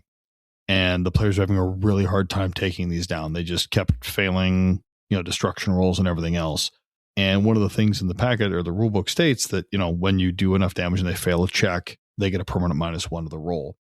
It had been proposed that if they had gotten the damage very high, right, on a turret, say they did enough damage to invoke a -4 modifier on the BSP destruction roll, they had suggested, well, if it survives, that should receive a -4 to their next check and not just a -1, because there's a ton of damage it's going to waste, and they were having a tough time destroying them. Now, I think a lot of this was born out of the fact that I had botched the balance of the mission. That's on me. I'll own that one. But I had to think about it, and I kind of said, no, we're not going to change how BSPs work, despite that being an incredibly interesting idea, right? That if you get the negative modifier 2 to 3, 4 high, I mean, all that armor's been stripped from the tank, from the tower, from something you're shooting at. Why would it revert only to a -1, right? Why wouldn't it maintain that -4 for the next time you shoot at it? Maybe it makes them too weak. I don't know if that was play tested or worked on or what made it a permanent -1, but it was something to consider. And at the time, I didn't want to modify the rules for simplicity. I didn't want to start making more and more exceptions to my rule set, right? Right. Like you mentioned before, I want to say, here's one book. Here's the packet. Let's play. But, I thought about it, and it's not totally out of left field. So don't be afraid to say no to your players sometimes, but sometimes I do have a good idea or two. Yeah. I agree with your decision there. The way that I get around that is that I do allow airstrike BSPs for purchase. So I have a list of how much these all cost, and each player is allowed to call in one per turn. So with like 6 players at the table, we could have 6 airstrikes going. And then, so if they're really close on a turret or a tank, they can hit it a bunch of times to make sure that number gets to you are going to blow up. Like there is no roll because it is too high. I'm going to adopt that. That's a great idea. Let them spend SP to get stuff on the table. Exactly. So at the end of the campaign, at the end of the game, when they're tallying up all their points, then I'm like, okay, here's the bill, and this is how much support points you used bringing in these airstrikes. So let's subtract them from your total, and they go home with less. But it's a cost offset. Like, am I going to get enough points in salvage to justify me calling in a few more airstrikes or artillery rounds? Now, you did mention salvage, and actually this is a mechanic that I put into my game that I really enjoy, and I guess I should have mentioned this earlier in the rule set section, but I'll bring it up now because you mentioned it. I have the concept of a salvage tag. Because people drop in and drop out, they play some play more missions, some play less. But every time you come, you get a +1 to your salvage tag count. When they manage to salvage mechs, right? Either they drag them off the table or they get them as a reward, or they do whatever they do to get them. There are maybe 12 players that participated in that mission. Who gets first crack at buying that destroyed mech? It's not going to be a fist fight. I'm not going to allow them to fight over it. The first rule is that you had to attend the mission in order to be eligible to get that mech. Secondly, if more than one person would like it, they can bid any number of their salvage tags for first claim. And then they spend them, right? So if you go on 4 or 5 missions and I've got 5 salvage tags and you've only been on 3 denim, and that Timberwolf shows up, I really want that thing. I'm going to use 4 of my salvage tags to guarantee that I get first dibs on that versus your 3, right? And it encourages people to attend. It encourages people to continue to show up. And that way the players that show up more often are more likely to reap the benefit of their hard work for salvage. Now, do they still have to pay for it? Absolutely. They have to buy it, and then they have to repair it. So they don't get it for free, but it does incentivize showing up to play more often. So if something good does show up, you can get it. So I think that's a neat idea. That is. I, of course, went a very much more abstract way. especially because they can design their own mechs or purchase their own chassis. I just took salvage and I converted it all down to supply points. So they don't get any specific mechs. They just get X number of supply points for the mechs that they crippled or destroyed, but not totally destroyed, because I got 0 points for that. And then I split that up amongst the players who were at that table. That's a good way to do it too. Yeah. Now, how do you allow your players to buy new mechs? Do you just let them buy whatever they want? Yep. Or do you have rotating? Because what I do is I do a random assignment table. I roll 3 or 4 times for every player, and I say, here are the 20 mechs that are available. This is what you can buy them for. And we have a traveling merchant that we call Cousin Milos. And Nice. Cousin Milos, he finds these mechs that fall off the dropship. They're a little dinged up, but they're perfectly good. It's Cousin Milos. He has good deals. I like it. I like it a lot. No, mine is they start when you start the campaign. You get either a light or medium intro tech mech. Like, you get that for free. Everything else you have to buy. You can start modifying those mechs. The most expensive things, of course, being XL engines, clan XL engines being the most expensive. But yeah, they just save up their supply points. But mechs are expensive, so it does take quite a few sessions, especially if you want that Timberwolf. Like, I know people took about 6 to 8 months to be able to afford that Timberwolf. Now, to make it easy, if they have a favorite mech, people who like the Shadowhawk but want to make it a good mech, they're going to modify it every year or so. I tend to do it in April. That campaign mission is just like a Solaris style, like a grinder or a Solaris match, someplace where they can earn prizes. And like the grand prize would be you get a free Clan XL engine upgrade to one of your mechs. Oh, wow. People Sure. will fight to the death for that. Yeah. Now, we did not cover back to the player section. This is all supposed to be in order, and we're doing a poor job of this, Denim. We're being confusing for our listeners. We talked about how to find your players, how to get them to the table. How many's too many? When do you cut it off? Do you cut it off? Yep. When I started, we had 3 players.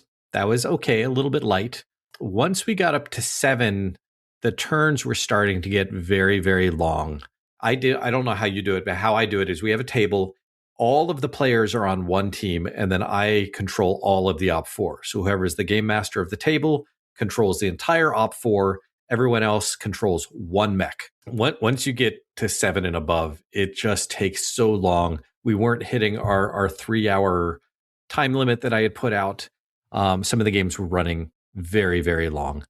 So I started saying, look, if we get up to 7, we're going to split it up into 2 tables, one of 3 and one of 4. 4 to 6 players is my ideal number. My missions are balanced for 4 to 6 players. I don't like less than 4, and anything above 6 is just too many. So we do something similar. We do 1 GM per table, and then 4 players per table, right? So they're all on the same team, and the GM runs the other side. So when we have 15 people show up, we have 4 players at each table and 1 GM at each table, and we'll run 3 tables at a night. Occasionally we will allow 5 players at a table in order to, if I've got 3 tables going, I can have 5 players at each table. But as soon as one more person shows up, we'll put them all at a new table. You know what I mean? Nice. We'll try to keep those numbers down for faster turns and everything else. It does. It helps a lot. Now, we've got our rules. We've got our players. What are we going to make these players do? Right. Let's talk about mission design specifically for campaign play, because this is different than a tournament setting, which we are going to talk about at some point. I do want to do a game theory episode about mission design, and we can do a little bit about what we did for Southern Assault and everything else there. That would be a good topic. Yep. Very different mindset. Those two, right. This and that. Very different. I think the first thing you need to keep in mind when you're doing a mission for a campaign game is you are hoping to lose. At the end of the day, you are not trying to grind your players into the dirt because they won't come back. And that is counterproductive for what you're attempting to do by growing your BattleTech community locally. So, but also on the flip side of that coin, you want them to think that they're going to lose. Yes. Make it as close as you can. The last mission that I ran, I put the absolute hurt on a Rhyme Otter. And that Rhyme Otter had taken 2 engine hits. Center torso was open. Right torso was open. And it has reinforced structure, right?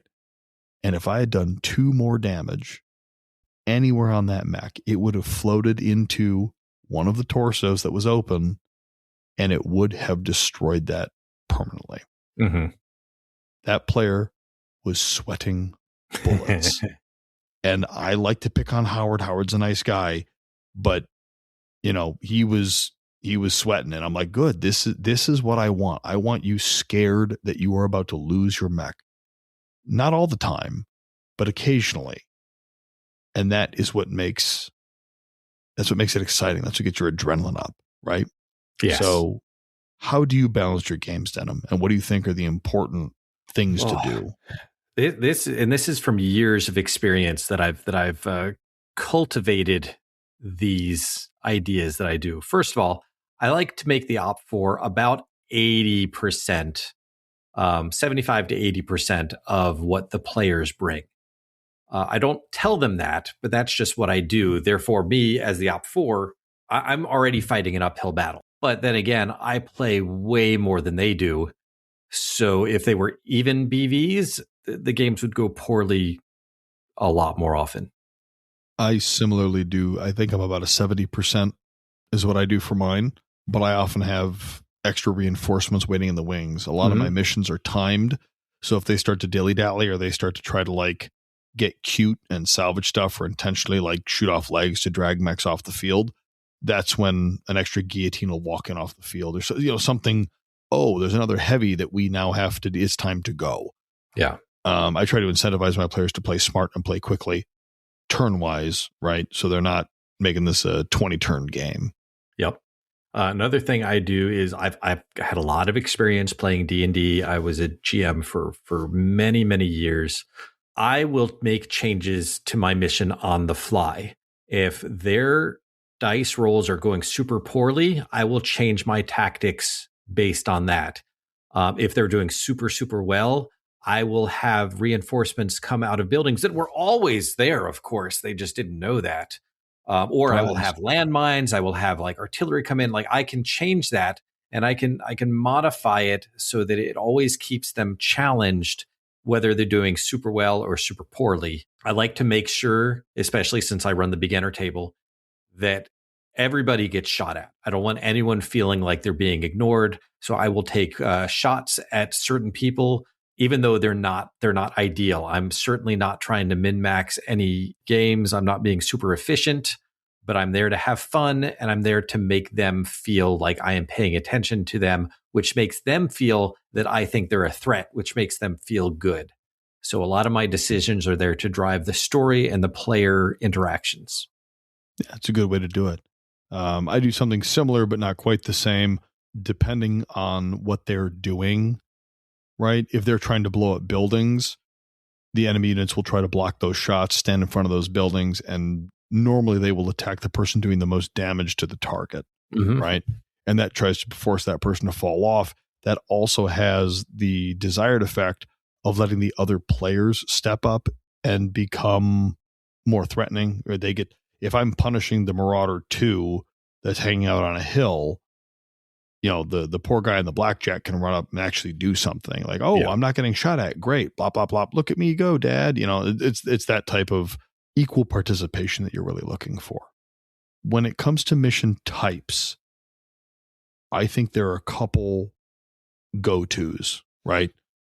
Obviously, there's the fight, right? Just destroy the enemy force, go nuts. Right. That one can actually take longer to play than most other ones. Whenever we have games that run long, it's oftentimes because I have some sort of a brawl or stand-up fight mission, and I did not calculate something correct. And those are the ones that just drag on. Yep. So keep in mind, if you're going to run those games, a lot for a little bit of extra time.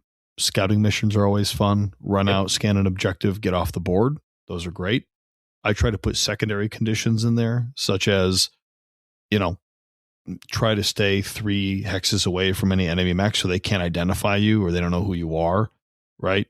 And they get a couple extra supply points if they manage to do some of these secondary things, right?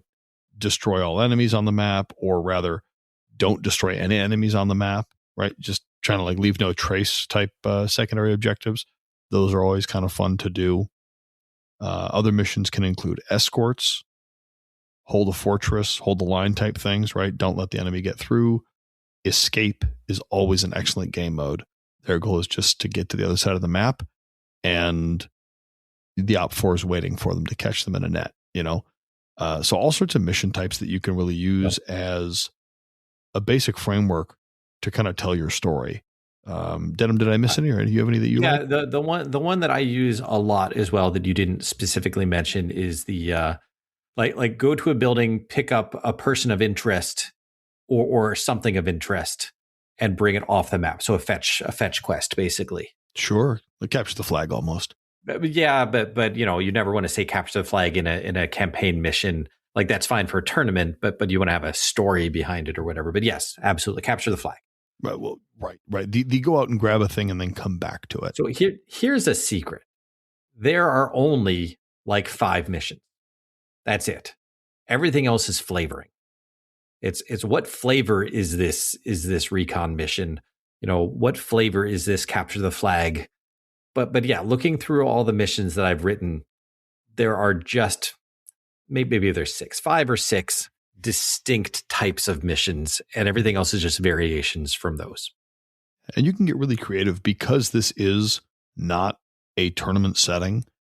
It doesn't have to be fair. Oh yeah. That was going to be another one of my points. We're not looking like, yes, balanced, fair. No, we don't have to make it fair for either direction, but you have to be willing to make those changes on the fly as well.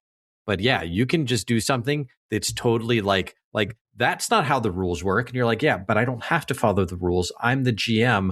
I'm here to make it interesting and fun and exciting, not fair. Yep. Like you said, either hidden units, surprise units. My favorite is, if it's after turn 4 or 5, they all of a sudden pick up a whistling over their comms and a hex explodes, right? Yep. Like, oops, you took too long time to leave. And they go, hey, wait a minute, that's not fair. And maybe they get hit really hard for a couple of turns, and then maybe they ran out of artillery shells. Oops. Yeah, they only had a couple salvos. They only had a couple. That was it. You know, you can kind of balance it that way.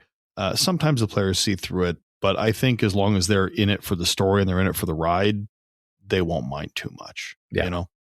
So you got to consider balance. You got to pick your mission type. You got to think about what kind of mechanics you can throw in there to make it different, fun, interesting. You got to be flexible to adjust it on the fly. I think the last point with mission design here is really like one of the major cruxes. And Denim, I'd be curious to get your take on this. How do you as a GM play to ensure that all your players have a good time? I know you mentioned a little bit about how you engage with everybody, you shoot everybody, but what do you do if someone at your table is just not having fun? Well, obviously you can't make everybody happy all the time. There are going to be some people who just aren't going to have fun no matter what you do. An engaging story is like on the table, not so much like the overall story about what the mercenary unit is doing, but on the table itself. My pilots, like I said, I'm not playing for efficiency. I'm not playing like my tournament brain is not on. So all of my pilots out there have their own little goals, and they'll do things, even if it means it's like a slightly inefficient play, or it allows like a fast mech to flank me, stuff like that. I want to make sure that everybody has something to do. The light fast mechs get a chance to do flanking maneuvers or get into that scouting position, even though I could probably stop them if that was like my goal. The big heavy hitters want to have a chance to hit something hard. The medium mechs want to have a chance to get in there and grab the objective. I try to give little openings to let people shine. I want everybody to shine just a little bit. Again, not making it super easy for them. So it's got to be challenging. So you've got to do a little bit of yes, and you've got to do a lot of adjustments on the fly. But basically, it's the engagement. I want everybody to feel like they're doing something. You know, everybody has that like 5 minutes to shine at the table. I find that, yeah, you call it shine. For me, it's everybody gets their turn in the spotlight. I want everybody to do one cool thing during the mission. That's my goal. Yes. If everybody gets to blow up like, hey, I took all the armor off with a couple of really good PPC hits, and then my buddy shot an SRM salvo and hit that engine, right? The PPC player gets to go, yes, I ripped off all that armor to help my teammate. And then the SRM trebuchet gets to go, yeah, and I got the kill. How cool is that? High five, right? Yep, teamwork. Yeah. You want people to kind of feel like they're participating and doing something. Now, we have balanced our missions. We have chosen our mission type. We've figured out how to be flexible. We figured out what mechanics we want to utilize, and we're trying to make sure everybody's having a good time. This is the next step for running your own campaign. You have to be able to resolve issues at the table because, like you said, Denim, not everyone's going to be happy all the time. Can't do it.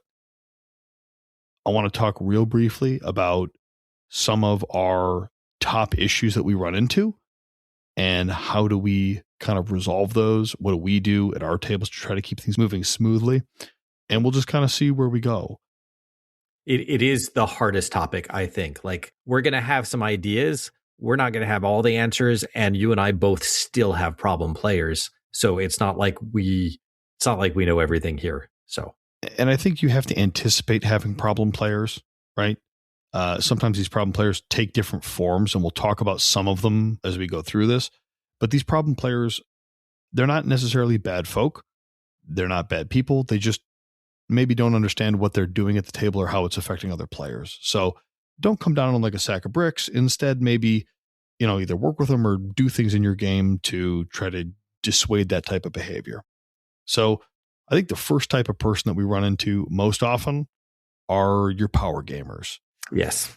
You're going to get people that I want the UZL-8S. I want, those,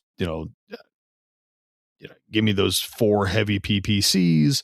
Give me all those head cappers, give me the jump 9 mechs that just are untouchable.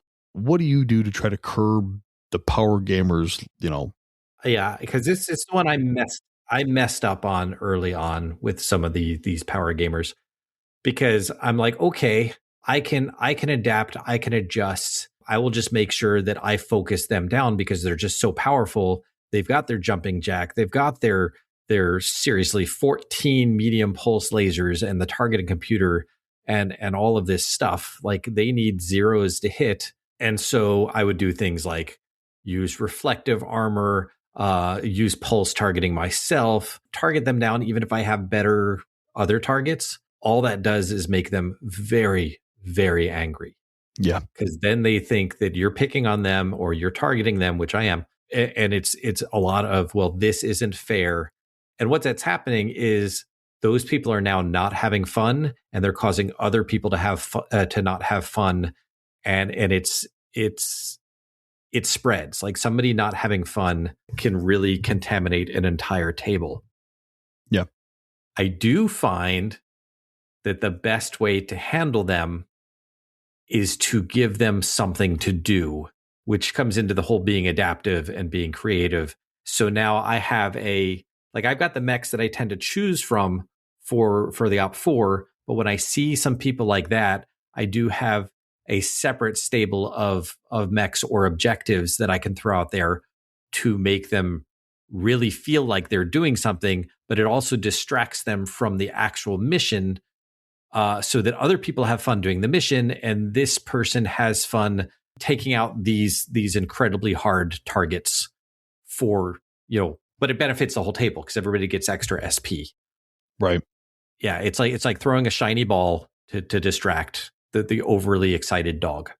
Sure. And that's a good way to handle it, right? You can give these people certain tasks, but I think the other thing that DMs or GMs or whatever we want to call the person running the table, right? The campaign runner, you need to not be afraid of confrontation. And I don't mean go, meet them in the parking lot with a tire iron type of confrontation. What I mean is you need to just have a direct and open conversation with them. Say, hey, I appreciate that you've got a modified hardened armor UZL-8S with, 3 targeting computers and extra coolant pods, right? You're having a negative effect on the table. And what we'll say is your pilot gets selected for some crack commando unit within the Lyran Commonwealth. great, congratulations, you're no longer a mercenary. Now you're some, guard, right? You're a hero among your countrymen or something. You've made it as a legend on Solaris. Good job. You can move on now. Let's roll it back a little bit and see how we can kind of work a little bit more together with the rest of the tables. And this kind of brings me to my next type of player, which is similar to the power gamer, but not the same.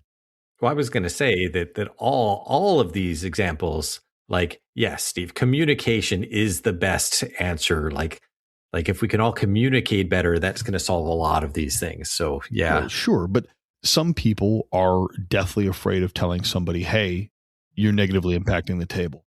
And you got to be prepared to do that. And I'm not saying you got to be mean about it. You can find all sorts of ways to talk to people, but you really got to be, it's your campaign. You're running it. At the end of the day, the onus is on you to deal with problems, right? And sometimes you are responsible for making sure that your tables are not disrupted. Or that they're having fun, right? It's on you. But very similar to the power gamer, you have the selfish player. These are the type of people who are, this is my fantasy versus our fantasy. They focus on them having fun, them doing the objectives, them getting the kills, and they don't necessarily want to share the excitement with their fellow players. Right. This is anybody who yells at someone else for saying, you stole my kill, not knowing that the whole table benefits from the kill. Nobody counts who got that last shot, but it's very, very important to them. And this one, I think, is a little bit harder to deal with than the power gamer, right? The power gamer, you can either set caps or limits or, maybe target them a little bit more, or you have a conversation with them to do it. The selfish player, it feels silly to say this, but sometimes they don't recognize what they're doing at the table. Maybe they've always been the center of attention. Maybe they've always had a little bit of a blind spot for other people. They may not know, right? And Denham, how do you deal with someone who is more focused on their own good time than making sure that everyone around them is having fun? Yeah, like I said, super hard. Step one, of course, is to explain to them that I am here to make sure everybody has fun. And I would like everybody to have those moments and have their time in the spotlight. And it would be very nice if they would also allow that to happen. Otherwise, they're being very disruptive. So you're right. Yeah, maybe they don't understand that. First step is to explain to them what your plan is and why you're doing what you're doing. The problem is when that has no effect on them, because then what do you do? Because then it's a battle of wills, and I don't have time for that at my table. And, this was going to talk about this a little later when we wrap up the section, but I guess we'll cover it now because to answer your question, then what do you do with that situation? Sometimes you have to politely yet firmly ask them not to come back. Mm-hmm. If they really are super problematic, sometimes they come up with the idea themselves. Sometimes you got to explain it to them. Say, hey, I've noticed this for the last couple of months. You have actively been detracting from other people's good time. I'm glad you like playing Battletech. I'm happy to play pickup games with you where we can be as sweaty as we'd like, but I can't have you at my tables anymore. Right. You explain to them that maybe this is not the outlet that they're looking for. Just, like luckily for Battletech, there are many ways of expressing yourself and picking and choosing what game modes that you prefer to play. So yes, you are no longer invited at my table. Please partake in one of these other many options and maybe one of them will fit your persona better. And that's an extremely difficult conversation to have because you never want to be the bad guy. No one likes being the jerk. But sometimes you have to excise the cancer, right? You have to remove what's harming your players. So keep that in mind as well. This next problem is always a tough one. I mean, we're talking about like resolving issues at your table. This one's kind of fun. You don't have this problem, Denham, based on your rule set, but I call it the oops, you died problem. Sometimes headshots happen. Sometimes your pilot manages the skin of the teeth ejection and you're sitting in the hex behind your mech and then your engine goes critical. And while you get a shot of fireball, you're still dead. Denham, obviously you use edge and you also have the automatic ejection rule, but Right, but you still have the problem of again, you're dead. What are you going to do for the next 2.5, 3 hours? First of all, permadeath is absolutely something that should be talked about before the campaign starts. Any new players need to be told, here is how we handle death. So it's not like they're going into that blind. They can't say, I didn't know, or, well, I didn't understand, anything like that. They know what they're getting into. So if they have a problem with that, that's something they need to talk about with the game master beforehand.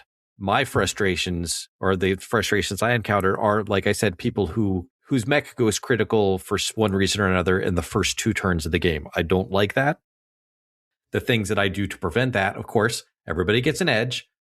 If you want to use it for an aimed shot location or anything like that, wait till after turn 4 is what my advice is. Also, and this is something not all of my game masters do, but as the beginner table, I specifically do this. None of my mechs have head cappers. Not a single Gauss, not a single Clanny or PPC, not a single AC-20 is on my side at all. None of my mechs will take out another mech with a single shot to the head. Except for attack. No. Even the attacks, that's what the edge is for. Well, no, I understand that. But my point is, head cappers won't one-shot ahead. But if there is attack and they're out of an edge, say you get lucky, say you get 2 headshots in a game in the first 3 turns, well, bad news, right? You've used your edge and now something bad might happen, right? So attacks are still a constant threat, even if you don't have head cappers on the field. Yes. The point stands, right? You can do some. Those are so rare that sometimes it's a laughing point where we'll be like, look, here are the odds, because we can calculate the odds of that happening. And we're like, this is like a 1 in 10,000 chance, literally. Welcome to Battletech. Like, this is how that works. And sometimes they get a big laugh at that. And if it's super early, like I'm running a field of 6 mechs on my side. Come on over to this side of the table. You are now in charge of these 2 guys while I'm playing these 4 guys. Let's have it. Absolutely. Keep those players engaged if something tragic does happen to them, right? Get revengeance on your fellow players. Now, this is something interesting that I wanted to bring up because you mentioned it again, and I realized we didn't talk about this earlier. Everybody says we use edge at our table. I said we also use an edge, and I've called it edge, but in reality, it isn't truly edge as written in the book, because edge can be used to make the opponent re-roll a die, right? Yes. I dislike that immensely. Mm-hmm. I have a personal aversion to forcing the other person to re-roll something because, and this is a little bit broader in scope. This is not just for campaign games, right? If I'm the GM and you want to make me re-roll something, I still don't like it because I'm trying to make a thematic and exciting game. But especially in a tournament setting, if I roll a 12 and you say, no, you don't, do it again, I get real mad because you've taken away, a statistical unlikelihood that I was about to benefit from, right? I agree with that so much. I do not think edge should be like that in a tournament game at all. I am very different from you in my campaign games. If they want to make me as the GM re-roll a headshot or something else cool, I am 100% okay with that. I will even make up something like, oh, I had you dead to rights, and then right as I pulled the trigger, oh, look, Mike, I happened to sneeze. I've got snot all over my screen, and I will make something up. I have no problems separating myself from the op 4 and having them miss those shots. I would rather the players cheer and have fun or laugh than me be inconvenienced by a shot that would have been really, really cool. On the other hand, with the tournament, I never want to make my opponent have to re-roll a headshot or something like that would have insta-killed me. That's such a bad feeling on both sides. I do not like that. So instead, what we use is a little bit of a blend between lucky and edge, right? It does a little bit more than lucky. So lucky, you can re-roll missed shots. You can re-roll critical hits. You can re-roll certain things from you, right? I need this to benefit my shooting. That's all perfectly allowed at our tables. What we use edge for, I say edge in air quotes. You can't see this in this audio only format, but what we use edge for here is you can re-roll a missed shot. You can relocate. You can shift a critical hit. So if I roll a critical hit and I hit head, you can spend your edge and it will float down through the damage float chart into the center torso, Mm-hmm. right? Or if you've got ammo in your arm and you still have armor in your left torso, you can float it more central, right? You can readjust where I am hitting you to somewhere that you have armor. Yeah. So you can like change the direction a little bit, but a hit is a hit. You're going to take damage, but you can kind of mitigate where it's going. Yeah. That's how we use edge in our campaigns. So it's like it is a mitigating factor, but not a get out of jail free card. Yeah. So and mine, again, because I wanted it to be accessible to everyone and easily look upable, I just took it straight out of the book at the time. Yep. And that's fine. You know, and again, like different solutions for different players, right? And I wanted something that's a little bit more gritty than heroic. So we said, you're getting hit. Sometimes bad things happen. Yep. As long as you know that to begin with, I'm totally fine with that. Yep. I mean, it's right there in the packet. So the oops, you died problem is a big one for us. You know, we're doing a Hinterland style game, so you can just get another pilot. Obviously the loss is sad, but you put them up on the wall of heroes and keep going because sometimes people die in combat. I love the wall of heroes. I want to introduce permadeath just so I can have a wall of heroes. You should. I think you should do that. Make a little poster board and everything. People can put little pictures up. Denim, we've been at this for almost 2 hours at this point. We need to talk about another type of problem player. The socializer versus the player. How do you deal with chatty Cathys who are there to talk to friends rather than play? Man, it's rough. It's rough. I try not to yell at them because, again, they don't know what they're doing. The 99% of the chatty Cathys, as you call them, that I've encountered have no idea what they're doing. They're excited. They want to talk. Sometimes they're talking about Battletech, sometimes they're not. But when you have 4 tables of people running games, it gets loud in there. And when other people are trying to hear what's going on, it's very difficult. And you have to communicate, and you can't do it mean. And you have to just be aware that you're going to have to remind them several times during the game. I don't have a permanent solution, so I'm curious to see what you come up with because I'm looking for ideas. So it's not super common at my tables, but I could point out 1 or 2 that I'm like, those people, you have to make sure that they don't get out of control. Yeah, so we have some of that. We have a lot of regulars that are showing up to the game tables, and shock collars are not the answer. No comment. No, but I mean, for real, we've got a lot of regulars, and we're all becoming, the more we hang out, the more we get together, the more we play. Everyone's genuinely becoming friends with one another, which is great to see. You're building a community, which is amazing. We have one guy. His name is Jesse. He's our lore master. I mean, he's read almost every book he's read, and this guy's got a mind that's a steel trap. He can pull up whatever lore book he read, and he can tell you the exact passage and get the words most of the way right. It's scary impressive. Unfortunately, Jesse will oftentimes get on tangents and talk. Mm-hmm. Jesse also has the self-awareness to know this, and he has told us multiple times to our faces. He goes, if I won't shut up, just walk away from me. Just walk away and I'll get the message and I won't be offended. He loves Battletech so much, and I hate to do that to him. It's good to have that self-awareness, though. That's the best case scenario, I think. So occasionally what we'll do with Jesse is we'll be like, hey, clap, clap, like, let's focus up, gents. Let's, keep our games moving smoothly. And somebody give Jesse a lollipop, something right, put in his mouth. No, he's a super nice guy. I love hanging out with him, but it's like, what do we do about Jesse?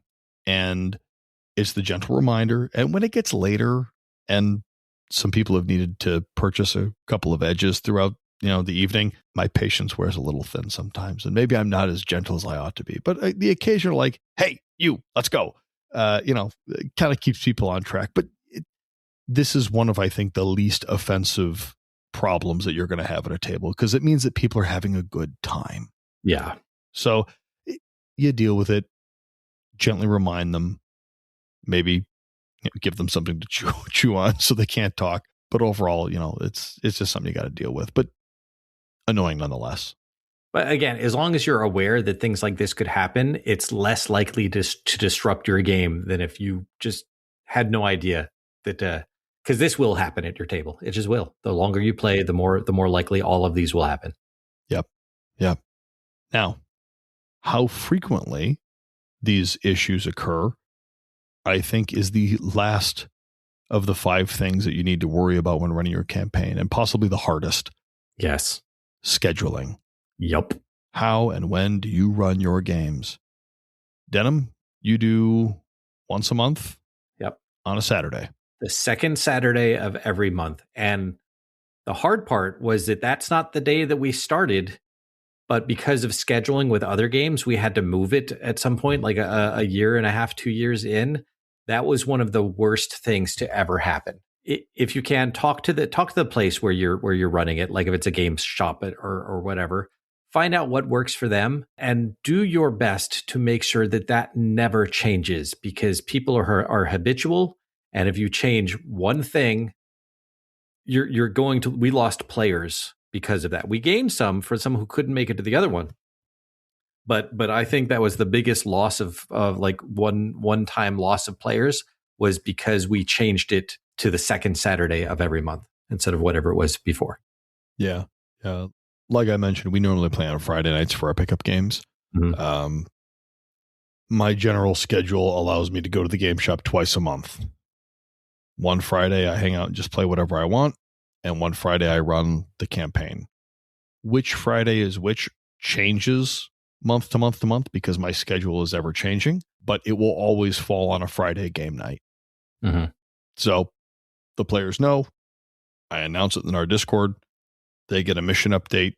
They get a couple of days to plan what they're going to bring and who can make it. I get kind of an idea as to how many players we're going to have, and then we go from there. Like I said, it's drop in, drop out. All the players get, mission updates. They get, mission recaps. I lay everything out for all the other players who couldn't make it, so they're keeping up with the story and they kind of learn what happened. So yeah, I think the first thing you got to do is consistency, right? Yes.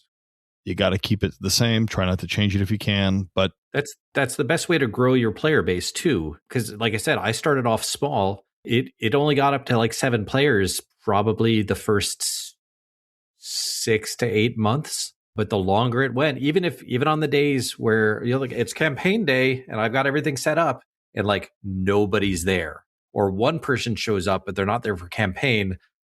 So you play something else, but you leave everything set up and people will get used to seeing it and people will start making time and people will be like, well, I want to try that out, and it will start to grow. And that's how you go from 3 people to begin with to 60 people 7 years later. It's consistency. You have to pick a day or, a Friday or whatever. You have to just keep doing it every single time. Yep. 100%. If you can't be there, get someone who can cover for you. Yeah, just having bodies that sit there with BattleTech out, right? Have a little poster saying, hey, learn how to play BattleTech or come join us, right? Yeah. And you got to have someone who's friendly and open. You really got to put on, your friendly cap in order to kind of entice people over. Now, you also want your games to be exciting, right? Because we have a thing where if somebody's using an LBX or they get a lot of cluster hits, literally we'll have 15 people chanting Box of Death as we rummage around to find who's got their Box of Death handy, right? Yep. And all the Magic the Gathering players on the other side of the store look over us going, what the heck is going on over there? And, we've had people literally walk up to us and go like, what game are you guys playing? Playing BattleTech. They're like, why is everyone chanting? Like, oh, we're just having a good time. And someone's about to do a lot of damage to somebody else. It's really exciting. Yeah. You say, hey, do you want to roll some dice? Do you want to see how some robots move? And they're like, okay. And then you slowly just kidnap people from Magic the Gathering and you bring them over to tech. Step 1 for that is, well, I don't have time to play. That's fine. You don't need to play. But see, I've got 6 guys. Just roll the dice for this guy, please. You don't have to move him or anything. I just need to make these attacks. You get to roll those dice. And that gets more people addicted than anything else. Just the simple rolling of those dice. The first roll is free. It's that dopamine rush. It's like crack. It is. A couple other things about scheduling real quickly. You got to have a conversation with your group as well. First things first, pick a day that works for you. Don't pick something that's inconvenient for you. But then you really want to say, hey, I can do the second Saturday, the third Saturday, or the first Saturday. What works best for people? And try to accommodate. You're going to lose some sheep along the way. You're never going to get 100% attendance, and you can't lose sleep over that. Right. I mean, people along the flock are going to fall off, or something's going to be inconvenient, and it's going to be okay, right? You'll find other players, but do try to be, again, like we talked about for mission design, flexible, right? Our solution for that was Thiel. Again, Thiel stepped up. He runs my campaigns on a different day during the month at a different shop. So it's anybody who can't make it to mine for any reason, they can make it over there to his, and it's just fantastic. Same missions, same packet, same everything, just a different day with a different person, and it makes a lot of people happy. And that's something I didn't do. That branched off naturally, so that was not something that I set up. I'm just super happy that it did. Perfect. Well, that's great. It's great to have dedicated, effectively co-TOs or campaign, officers or whatever you want to call them to really help kind of keep things moving, right? Especially if you can't be there. So I think that's the majority of what is important to get your own campaign off the ground. I mean, pick a rule set, find some players, design your missions for campaigns to be fun, balanced, and, pick some fun mechanics to make them different and unique. Have a plan to resolve your issues with players that are going to come up, even if they don't come up all the time. And find a day that works. Find some scheduling that works for your players. Yeah. And then, really the secret step 6 is just get out there and roll dice. Right. And a big thing is make it your own. I have my packet, you have your packet. I took it from certain things. Find what you like, not even your players. Find what you like. And then you will attract players who think like you, and you're going to have a lot of fun that way. But if anybody is interested in our packets, I'm going to post mine on the Discord so you can get to it. You can get the whole packet that I wrote and any of the missions that I've done. I've got years worth of missions that I've written in a Google Doc folder. I'm not going to say that all of them are like super pretty or well edited, but they've all been played. So I have my favorites, but feel free to draw from my things and modify it as much as you want. You will not hurt my feelings. If you're like, well, this was a fun place to start, but I didn't like this and I wanted to change that, I encourage that. Super awesome.